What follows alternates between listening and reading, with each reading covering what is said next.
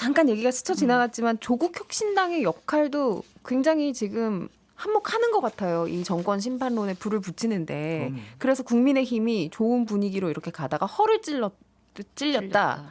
뭐 이런 이야기도 나오더라고요. 어떻게 생각하세요?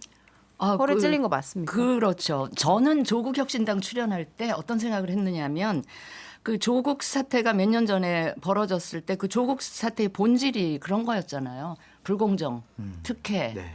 위선, 내로남불 이런 거에 대해서 가장 그 예민하게 반응할 그룹이 젊은 층, 뭐 수도권, 중도층이란 말이에요. 그래서 저 중도층이 여전히 그 조국 사태의 본질을 기억하고 있을 텐데 조국 혁신당이 과연 어느 정도의 지지를 받을 수 있을까? 그리고 민주당에서도 애초에 선을 확 그은 이유가 바로 그런 데 있지 않겠습니까?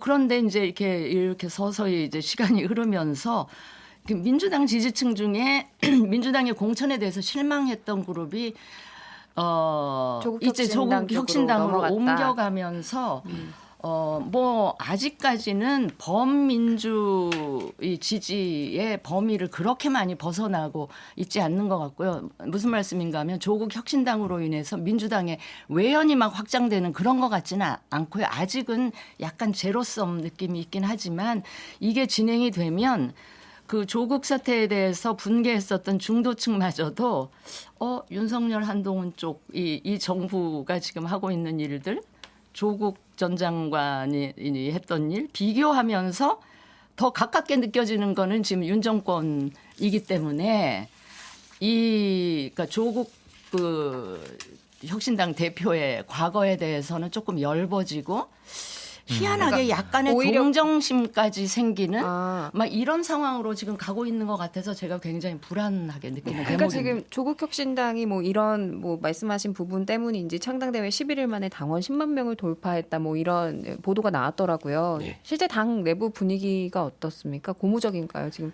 고무가 돼 있을 것 같아요. 좀. 그러니까 중앙당 기준으로 보면 창당 열흘 남짓한 때 당원 10만 명이 넘고 각종 여론조사에서도 비례대표 어느 정당에 투표하겠느냐 하면 20% 안팎을 왔다 갔다 하거든요. 예. 그런 점이 왜일까? 장관님 말씀에 이어서 얘기하면 저희 당에 그렇게 사람들이 지지와 성원을 보내주는 이유는 몇 가지 구호로 정리가 되는 것 같아요. 3년은 너무 길다. 윤석열 검찰 독재 정권 조기 종식 이런 짧은 메시지가 너무 듣고 싶었던 얘기인 거예요. 민주당이 그런 얘기를 선명하게 해줬으면 민주당 쪽에 더 마음을 줬을지 모르지만 민주당에서 살짝 그런 얘기를 좀 너무 세게 하지는 않고 근데 조국 혁신당은 그 메시지를 너무 강하게 주는 거죠. 아 그래? 그러면은 이 당에 힘을 실어주면 예. 정말로 윤석열 조기 종식 시킬 수 있는 거야? 이런 기대와 성원이 모아지고 있다고 생각합니다. 그러다 보니까 조국 혁신당에서 나오는 메시지에 오히려 더 주목을 하는 거지 그 당의 대표, 조국 대표가 물론 조국 혁신당의 얼굴이 있고 대표고 하죠. 근데 그분에 대한 집중도, 그분에 대한 매력이나 실망 이런 게 중심적인 게 아니라 우리 당이 어떤 메시지를 내고 무엇을 하려는 당인가 이걸 봐주시는 것 같습니다. 제가 한 말씀 잠시만요. 네. 지금 이제 조금 전에 말씀하신 조국 혁신당에 대한 지지도가 뭐 20% 남짓 나왔다. 이거 저희가 말씀드렸던 갤럽 조사의 비례대표 투표 이양 조사 결과 참고하시면 되겠고요. 국민의 미래 34%, 민주연합 24%, 조국 혁신당 19%, 개혁신당 4%로 나왔습니다. 일단은요. 지금 이제 말씀하신 거는 정권 심판론에 대한 어떤 조국 혁신당의 선명성 이런 것 때문에 이런 지지율이 나온 것 같다라는 말씀을 하셨고요. 잠시 광고 듣고 와서 조국 혁신당 이야기 계속 해보도록 하겠습니다.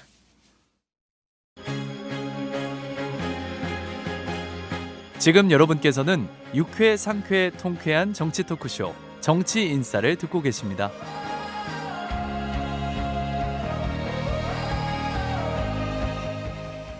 네, 정치인싸 2부 시작해 보도록 하겠습니다. 진 전 장관님께서 어떤 추가 말씀을 하시려고 했잖아요. 제가 네. 조국 혁신당 지지율에 관해서 추가하고 싶은 얘기가 짤막하게 지금이 정점 같아요. 어허. 지금이 저는 그렇게 생각하지 정점이고 않습니다. 정점이고 예. 비례대표 후보 리스트가 발표되는 순간 저는 그때부터 이제 약간 장 소장님은 어떻게 보세요?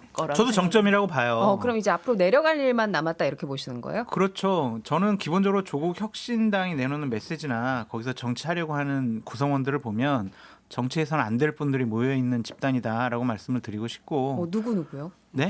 아니 조국 전 장관부터 네. 기본적으로 2심에서 징역 2년 받은 이제 혐의자잖아요. 피의자기도 하고 대법원 확정 판결 갖고 있고 또한 황운하 의원 같은 경우도 여러 가지 법적인 문제가 있어서 법적으로 도덕적으로 저분들은 정치할 자격이 없다라고 저는 생각하는 입장인데 그래도 저렇게 일정한 지지세가 나오는 것을 보면 여러 가지 우리가 2022년 총선에서 큰 의미를 분석을 해야 되는 것 자체가 저는 상당히 좀 불행한 것이 아닌가라는 좀 생각이 들고 자칫 잘못하면 조국혁신당은 정치 집단이 아니라 종교 집단이 될 가능성이 높지 않을까라는 우려를 갖고 있어요. 김보엽 대변인께 물어보겠습니다. 네. 어떤 다른 정치 집단에서 그렇게 도덕적으로 법적으로 문제 있는 사람들이 정치를 하겠다라고 하면 비판 안 하시겠어요? 비판 받을 게 있으면 비판을 받아야죠. 비판 받을 게 아니라 비판 네. 받아야죠 지금 네. 그런 상황에선. 아니 그런데 이제 그렇게 얘기를 해봅시다. 네. 그러면 지금 국민의힘의 후보로 나와 있는 분들 중에 그런 분 없습니까? 있죠. 그걸 우리가 계속 비판을 해왔죠. 예. 이미 형을 받았는데도 사면복권 시켜서 출마시키기도 비판 했고. 많이 했습니다. 예. 옳지 않잖아요 그런 예. 거. 아니 근데 그 우리가 처음 국회 1호 법안으로 내겠다는 게 한동훈 특검법이잖아요. 네. 만약에 같은 강도의 수사를 한동훈 개인 혹은 윤석열, 김건희 여사 이런 분들에게 같은 강도로 조사를 하고 수사를 하고 했다면 어땠을까? 정치인들에게 꼭 드리고 싶은 말씀이 뭐냐면 도덕적인 법적인 기준은 상대적이 되어서는 안 돼요. 아니, 절대적이어야 이건 해요. 절대적인 거죠. 뭐냐면 아니, 헌법은, 너희들 나쁘니까 우리가 헌법은 뭐 모든 조금- 국민은 평등해 법 앞에 평등하라고 하잖아요. 근데 지금 검찰 정권에서는 그렇지 않았잖아요. 당연하죠. 자기네들이 수사하고 기소하고 싶은 사람만 먼지 털듯이 탈탈 털었잖아요. 잘못됐어요. 그 결과란 잘못됐다니까요. 말이에요. 그러니까 그러면은 같은 법 앞에 평등하니까 네. 한동훈 특검법도 통과시켜서 네. 윤석열 대통령도 조사하고 김건희 여사 특검법도 통과시켜서 조사하고 다 그렇게 하자는 거예요. 맞다니까요. 네. 김건희 여사에 대한 조사가 미진했고 한동훈 비대위원장 자녀 문제에 대해선 상당히 좀 조사가 미진한 거 맞아요. 그건 상대적인 평가라니까요. 절대적으로 해보자고요. 그리고 하나만 더 추가하면 하세요. 지금 조국 대표에 대해서 확정 판결이 난 건 무죄 아니잖아요. 추정의 원칙은 법정에서 아니, 돼야지 그렇다면- 정치권에서 무죄 추정의 원칙을 적용시키는 것은 아니죠. 말이 안 돼요. 그럼 그렇다면 도덕적인 잣대는 왜 들이대요? 시민의 그러면? 권리는 네. 모두에게 참정권, 피선거권, 선거권이 보장된 상태잖아요. 정치에서는요. 그걸 하지 말아라. 정치에서는 도덕적인 기준, 정치적인, 정무적인 그러한 판단도 우선이 돼요. 법적인 제가 판단이. 지금 지난번에 지금 조국 백분 대표하고 토론 악수하고 사회자가 된 사진 느낌이에요. 지금 너무 열띤 토론이 그러니까. 있어서 그냥 지켜보기는 아니, 하나만 더 했는데요. 말씀드리면 예. 제가 소화기를 좀 민주당에서도 법적인 문제인 사람 기동민 의원 같은 경우에는 문제 있다고 그래가지고 그냥 컷오프 시켜버리잖아요. 그러면 그 사람은 무죄 추정의 원칙이 있는데 왜 컷오프를 왜 시켜요? 그러니까 그렇게 법적인 잣대를 출마냐 뭐 아니면 정치하는 거냐 안 하는 거냐 이걸로 돼서는 안 되고 자, 소화기. 네. 이거는 네, 이렇게 결정하시죠. 정말 열띤 토론을 하게 된 예. 이유 윤석열 정부가 문제입니다. 공정하지도 않고 상식적이지도 않고 무도하게 검찰을 활용해서 정말 한 집단 야당 탄압하고 이런 부분들 때문에 조국 그 혁신당이 생긴 거예요. 불쏘시개가 아니고 지금 소화기 맞죠? 아 그런가요? 일단은 네. 저는 이제 그런 시각들도 있다고 봐요. 조국 혁신당을 비판할 때는 그게 아킬레스건이라고 제가 조국 혁신당 대변인은 아니지만 예, 제가 예, 객관적으로 봤을 때는 그런 어떤 아킬레스건을 안고도 왜 출마하고 세력을 규합해서 당을 창당했겠습니까? 이건 도저히 묵과할 수 없다라는 본인의 말하자면 거의 뭐 지옥이라도 가겠다는 마음으로 창당한 것 같아요. 이거는 선택이고 결국에는 말씀한 대로 정점을 지금 찍었다고 해서 떨어진다면 그 국민들이 장성철 소장님 말대로 그거를 100번 이해해서 이건 도저히 납득할 수 없겠다라고 하는 것이고 김 대변인 말처럼 그럼에도 불구하고 윤석열 정부를 정말 선명하게 타격할 수 있겠다 해서 여기 힘을 실어줬다면 지금 이 정점이 그대로 가서 결과 나타나지 않겠습니까? 그래서 여기서는 이제 더 이상 불꽃을 피지 마시고. 아니 저희 김보혁 네. 기자님 제가 평소에 존경하고 사랑하는 우리 선배님이신데 제가 이렇게 언성을 높여 죄송한데 제가 이제 부정적인 입장이에요. 조국 혁신당에 대해서. 근데 이번에는 총선에서 상당히 의미 있는 지지율과 의석수를 얻을 것 같아요. 그에 관련된 정치 발전에 도움이 될 것이냐라는 좀 생각이 드는 이유가 뭐냐면 조국 혁신당의 구성원들을 보면 분노와 원한이 있어요. 그러니까 복수를 하겠다라는 심정이 더 강한 것 같아요. 그러한 민주당을 강하게 지지하는 분들의 지지를 받고 있는 것 같아요. 그게 과연 정치 발전에 맞는 것이냐라는 좀 생각이 들어요. 윤석열 정권 국정 운영 잘못하고 있어요. 도덕적으로 상당히 부족한 부분 정말 많아요. 그런데 그것을 보복하고 원한 삼고 우리가 뭐 특검법 해가지고 다 복수해야지, 김건희 여사 감옥 보내야지, 이러한 구호를 갖고 정치를 하는 것이 맞느냐? 전 그런 차원의 근데 접근이에요. 장 소장님처럼 이제 생각하시는 분들도 꽤 있긴 하더라고요. 그러니까 조국 대표가 네. 좀 개인적인 원한이나 복수심 때문에 지금 정치하려고 하는 거 아니냐. 여기에 대해서 하실 말씀 있을 것 같거든요. 그건 아닌 것 같은데요. 저희 영입 2호 인사를 보면 이혜민님 이분은 구글에서 굉장히 오래 다니면서 IT 쪽에 굉장히 밝은 분이고 김선민 이분도 보건의료계통에서 굉장히 뛰어난 업적을 가지신 분이고 조국 대표와 검찰 출신 법조인 몇 분, 물론 신장식 앵커까지 포함해서 이런 분들이 굉장히 돋보여서 그렇지 결국 오늘 내일 저희가 투표를 해서 비례대표 순번 지정을 할 거거든요. 거기에서 결정된 20분들의 면면을 보면 꼭 그렇지만은 않을 거다. 정치가 복수를 위해서 하는 건 아니잖아요. 자, 근데 하지만 예. 1호 법안이 한동훈 특검법 네. 인 것도 그렇고 말씀하신 이제 여러 이제 비례대표로 거론되는 인물들이 상당수 이제 법조계의 출신인 것도 그렇고 좀 이제 윤석열 정부 심판에만 너무 치중된 거 아니냐 이런 목소리도 있어요. 저희가 이 한국갤럽 조사를 계속해서 말씀드리고 있는데 지난 5일부터 7일 무선 전화 면접으로 실시한 여론조사고요. 그 비례대표 뽑는 정당 투표에서 조국 혁신당에 투표하겠다는 20대요. 예. 1% 나왔어요. 그러니까 약간 이런 정권 심판론에 크게 영향을 받기보다는 자신의 민생, 자기의 미래 그리고 이제 먹고 살 걱정을 하는 20대들한테는 좀 지금 조국 혁신당이 크게 어떤 어필을 하지 못하고 있는 것 아닌가. 이 지점에 대해서는 어떤 대책을 논의하고 계세요? 저희도 고민인데요. 그 말씀하신 조사 다음번 조사에서 보니까 2%더라고요. 그 얘기해야 되잖아요. 또 얘기해야 되잖아요. 네, 죄송합니다. 괜찮습니다. 괜찮습니다. 1%에서 네. 2%가 됐다는 건 100% 늘었다는 거예요. 엄청 긍정적이시네요. 그러니까 이제 네, 네. 예, 뭐 말씀 다 하셨어요? 아니요, 더 해야 됩니다. 이제 더 해야 되나요? 뭐 할당량을 바꾸셨나 봐요. 젊은 층에 좀 더 저희가 다가가지 못한 점 인정하고요. 아직도 많이 화가 나 있는 분들이 있을 겁니다. 근데 이제 그분들의 부모 세대는 또 40대, 50대잖아요. 이분들로부터는 또 굉장히 강한 지지를 받고 있거든요. 그래서 부모와 20대 청년분들이 여러 가지 얘기를 좀 많이 나눠 보셨으면 좋겠다. 그래서 토론하고 이견이 있으면 이견이 있는 대로 그러면은 앞으로 너희들의 세상에서는 어느 당에 투표를 하는 게 더 바람직하다고 생각하니 이런 얘기도 듣고 하다 보면 젊은 층에서도 저희 당의 조국 혁신당의 지지율이 많이 올라갈 거라고 저는 생각합니다.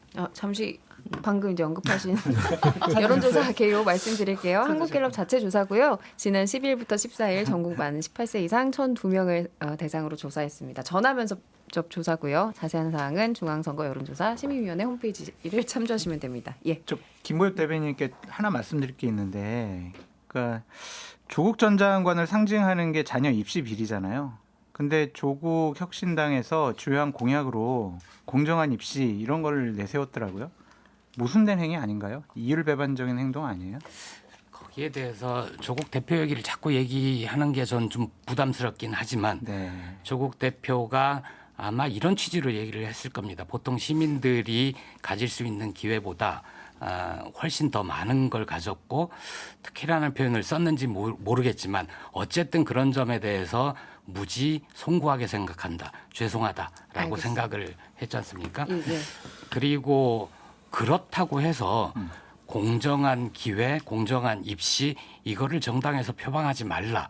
모순이 된다. 이거는 좀 아닌 것 같아요. 그건 그거대로 반박하고 싶은데 아니, 진행상 네. 제가 좀 궁금한 게 있어서 그나저나 네. 민주당과 연대는 하지만 합당은 안 한다.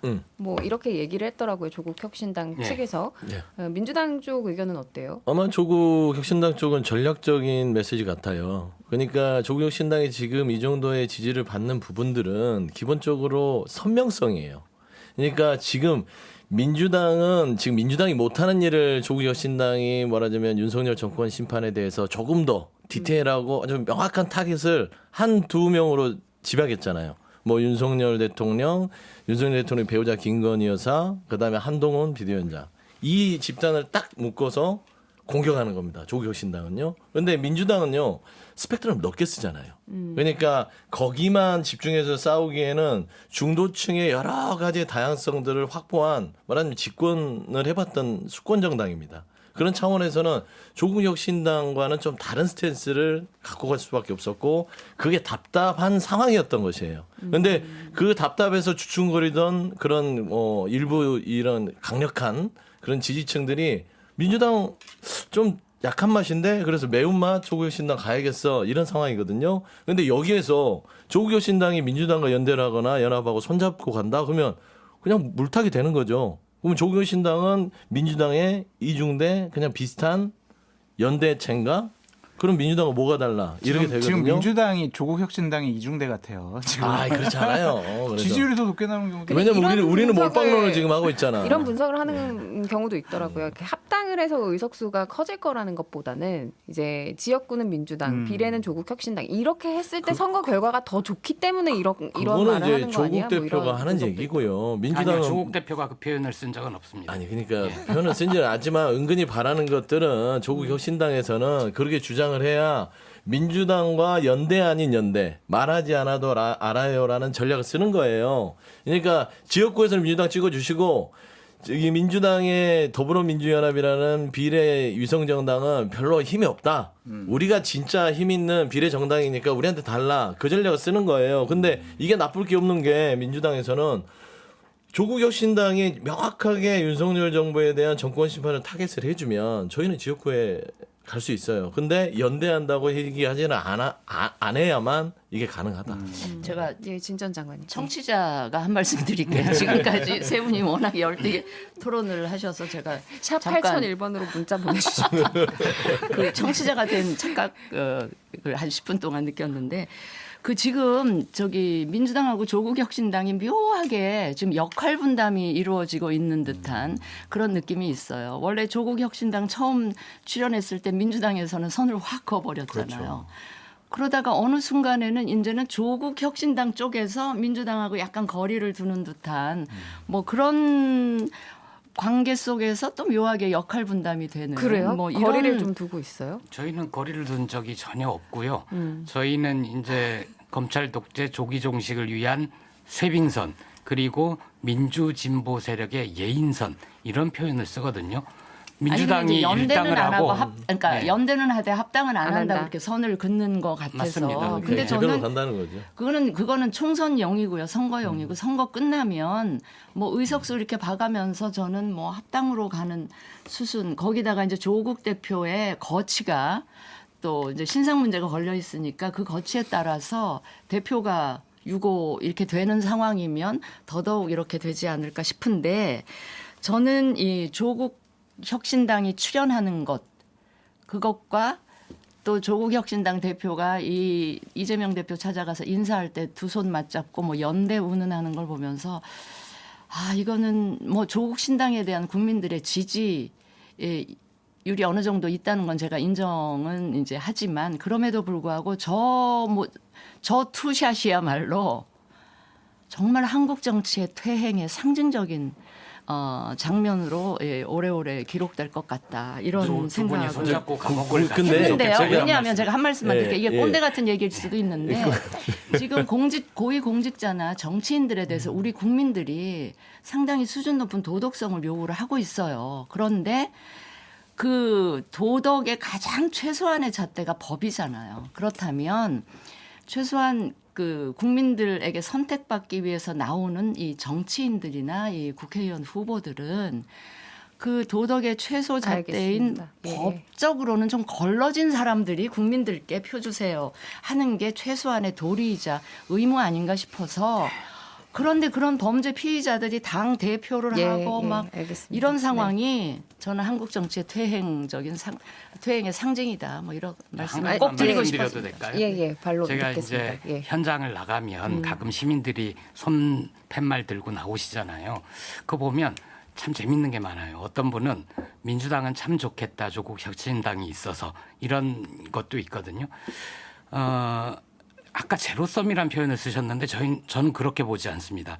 그 조국 혁신당이 창당 열흘 만에 이렇게 성원을 받으면서 원래 투표할 생각이 없었던 분들도 아 그래? 나 투표하러 나가야지. 이런 분들 꽤 많고요. 예. 그리고 중도층에서도 그래 조국 혁신당 하는 얘기 중에 이런 얘기 옳으네. 한번 이번에는 밀어줄까?